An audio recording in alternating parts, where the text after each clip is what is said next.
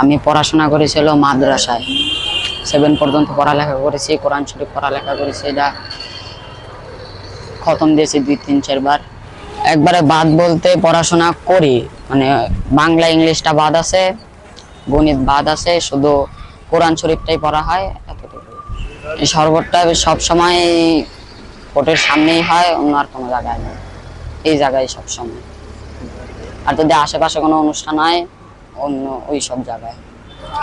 লাভ বলতে কি অতটাও লাভ হয় না, যেহেতু খাটনি আছে, বড় পানা লাগে, ওয়ান টাইম আছে, পাইপ আছে, মেলা জিনিস আছে, অতটাও লাভ না। এই 1000 বেচলে হয়তোবা 400 কি 500 লাভ থাকে।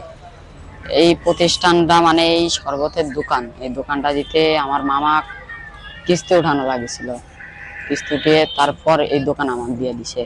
ছোট সওয়াল লেখাপড়া করতে মাদ্রাসায়, এই জন্য পরে আর লেখাপড়া করতে পারে না বিধায়, এই জন্য আমি নিয়ে এসে আমার দোকানটা দিয়ে দিছি। এই জন্য ভাগনা করে খাচ্ছে, খাই। একটা গরিব মানুষের জন্য একটু আগানোর দরকার সবারই। তারপরে দেশের যে অবস্থা, জিনিসপাতির দাম বেশি, চলা মুশকিল, এক কামাই দিয়ে তো চলে না বাপের টাকা দিয়ে। এই জন্য কিছু পাইলে দেখা যাচ্ছে ওখান থেকে চলে খাইতে পারি। মোটামুটি ব্যবসা যেরকম সেল যেরকম হবে সেরকম, মানে একটা স্পিড বেসলে 3 টাকা লাভ। যদি সারাদিনে 100 বেশি 300 টাকা আসবে, আর যদি 200 বেশি তাহলে 600 টাকা আসবে, এরকম আর কি।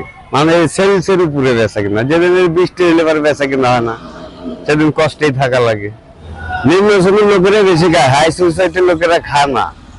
রিক্সাওয়ালা, অটোওয়ালা, তারপর কোর্টে আসে গরিব মানুষরা, যারা কেস কাছারিতে আসে এরা খায়, যারা পার্কে ঘুরতে আসে এরা খায়।